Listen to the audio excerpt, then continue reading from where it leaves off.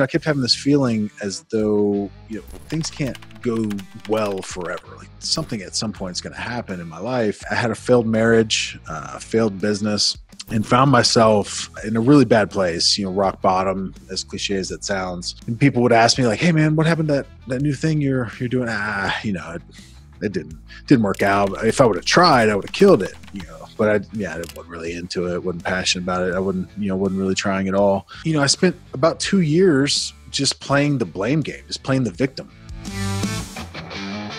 My story is pretty boring up until about 4.5 years ago. I mean, raised in a good house, and school was great. Got pretty good grades, played sports, that whole deal. I went to Clemson University, came back to Greenville, South Carolina after school, got married immediately, and went right into work. And things were going great. Things were going awesome. Along with that was really getting a big head and thinking I was king of the world because things were going great. And, I kept having this feeling as though, things can't go well forever. Like something at some point is going to happen in my life. And I started thinking about it more and more and more. And lo and behold, life did happen to me. I had a failed marriage, failed business, and found myself in a really bad place, rock bottom, as cliche as that sounds, but was completely broke and in debt, out of shape and depressed. And, having gone through the failed marriage, I had a spouse that had an affair, and that as a man crushes your confidence. A failed business crushes your confidence. And those two things basically happen simultaneously,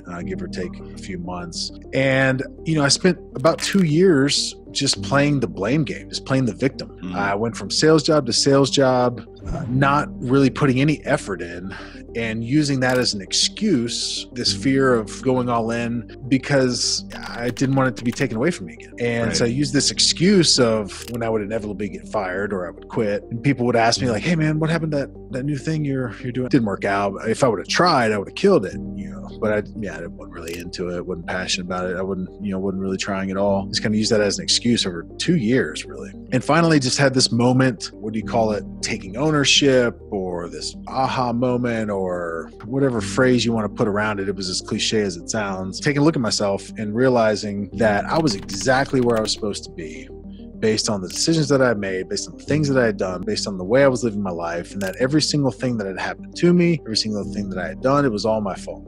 And the moment that I came to that realization, finally, it was like somebody took handcuffs off of me. It was liberating, it was freeing, and it was full of hope and encouragement, because I figured if I got myself into this situation, as bad as it was, I could get myself out of it. And that's my biggest encouragement to people everywhere, is that, you got yourself to wherever you are, good or bad. And the same power that you had to get yourself into that situation, you can get yourself out of it. And really, the variable of being able to do that is work, and the amount of work you're willing to put in. And one of my favorite lines that I kind of describe myself as is, I'm an ordinary guy doing extraordinary things by my willingness to put in the extra, which is just my willingness to work harder than most people, the majority of people. And the encouragement in that is understanding that you don't have to go invent some new way of selling insurance. You don't have to build some new way of, with Allstate, you've got a system. For those that are listening that are in that business, whatever you're doing, if whatever career path you're on, there's a system more than likely that has been created either by you or somebody else. And you don't have to recreate that. You don't have to go figure out a new way of doing it. You just have to do what you know to do the ordinary things, the normal things, the things that you're supposed to do, but just go do more of it than anybody else, or more of it than you've ever done. And ultimately that will always turn out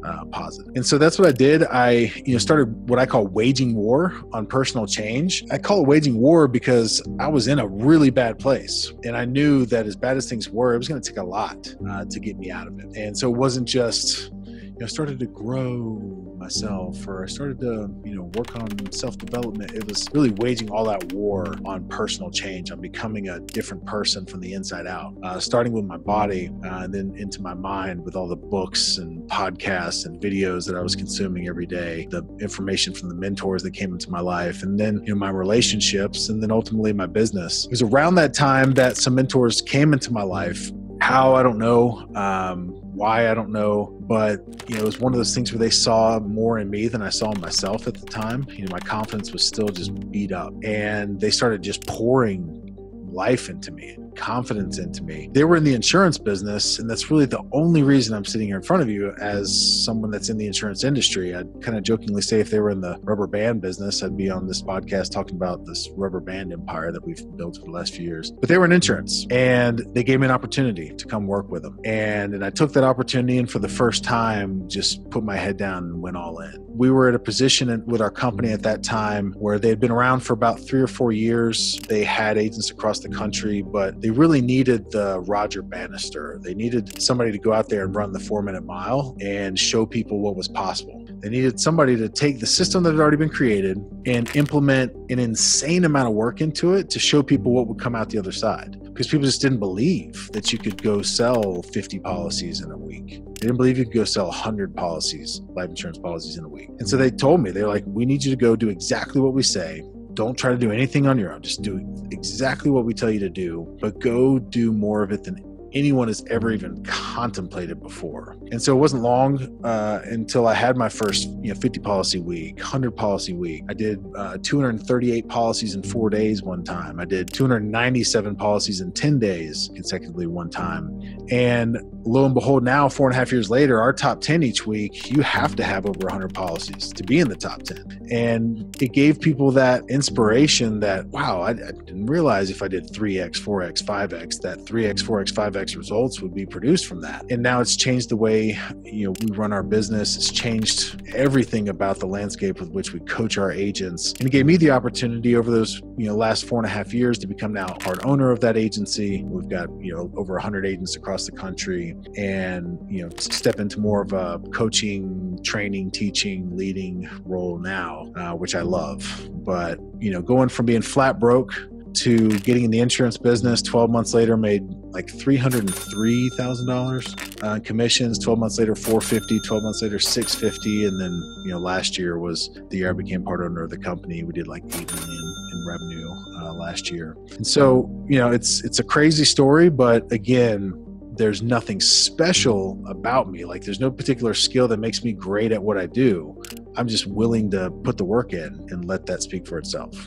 You were mentally at that place where you didn't think you could do it. You were beat up. A lot of stuff happened in your past. What were the steps that you took? The simple steps, everybody hears about these big transformations, and then that becomes, somebody's going to listen to this and be like, dude, there's no way I'm selling 300 life policies in 10 days. Like there's just no chance. So what were those little mental steps that you took?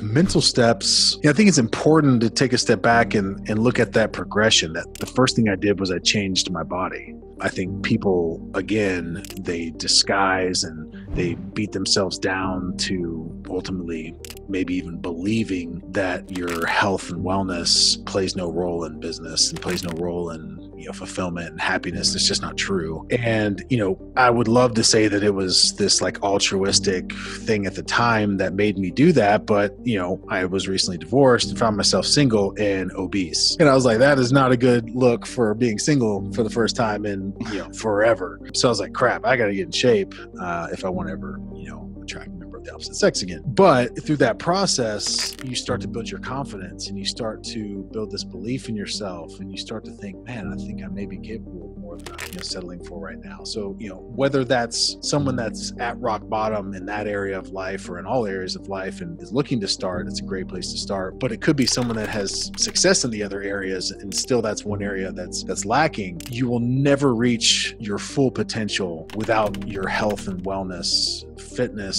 being a major component of it. Tyler, how much of the process actually is needs-based, where you're uncovering what they need? And because of the way our system's created and the volume that we're doing, it sounds a little bit silly, but like they all need it. So, with what we're doing, like we sell one product and we sell a lot of it, and we know that they have other coverage. And so we don't have we're certainly not, ignorant to the fact that people have tons of different coverages from different places. Their brother's a State Farm guy, and there's, uncle used to work for Mass Mutual, all these things. Like they've got plenty of coverages. But to me, that's where it gets into planting a little seed of doubt not creating like this gigantic concern that they're going to need to really sit down with all of their stuff, and I'm going to need to look at all this over, and I'm going to need to talk to my other advisor, and I'm going to talk to my other agent, and I'm going to really need to sit down and figure this out. I'm just planting like a little seed of doubt, like, I never really thought about that. And then immediately offering them a solution that's so seamless and so effortless. And again, they're just starting there, and it's just adding to,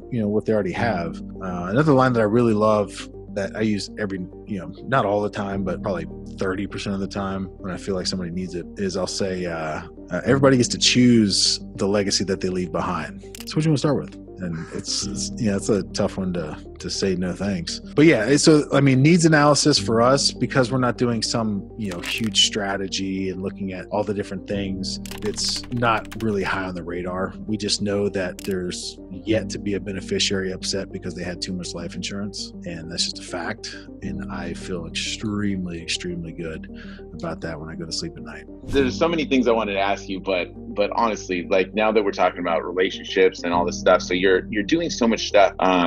I'm a dad, I'm a husband. I know that came into play at some point, and it's like you're spending so much time doing all this other stuff.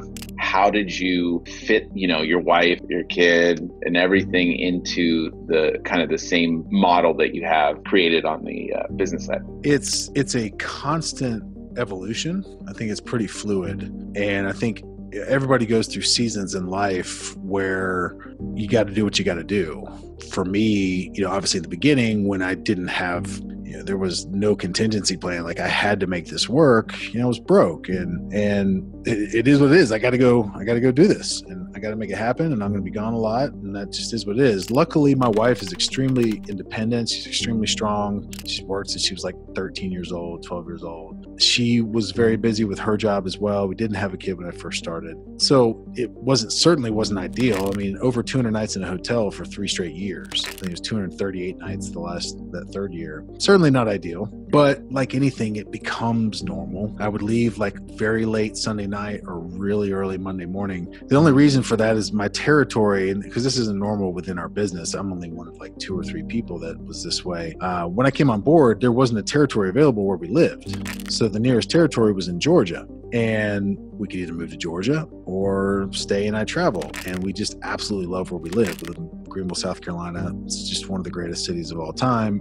and just wasn't willing to move. So it was self-induced, like completely, which made it also a little bit easier. So I would leave late Sunday night, early Monday morning, get on the road to Georgia, and I would always come back usually Thursday morning, or sometimes Wednesday night, but usually Thursday morning, afternoon. And we would have our weekend, and then I would leave Sunday night or Monday morning, and it just became routine. I remember people like at church and stuff used to joke and say that we were going to, have the longest marriage of anyone, because the collective amount of time that we were together was so much less than everybody else. All right, guys. I enjoyed it. Thank you so much. Yeah, y'all have a good rest. Hey, do y'all know Jay Atkins, by the way? Yes. Gotcha. He's a good dude. Really good dude. Yeah. I met him in Miami and spent some time with him over at his office one time. I just remembered he was in that Allstate space. Yep. He's a good dude, sharp guy. His wife is crazy on social media. Crazy. When I was with him the other day, his wife got paid like $70,000 to do like a 30-second video holding a Sprite can. No way. Like, legitimately got paid like $70,000 to hold a Sprite can for 30 seconds on Instagram. Like, we just wait. The insurance dudes will be holding a Sprite can. Holding a pack of pens. Yeah. All righty. Y'all have a good night, man.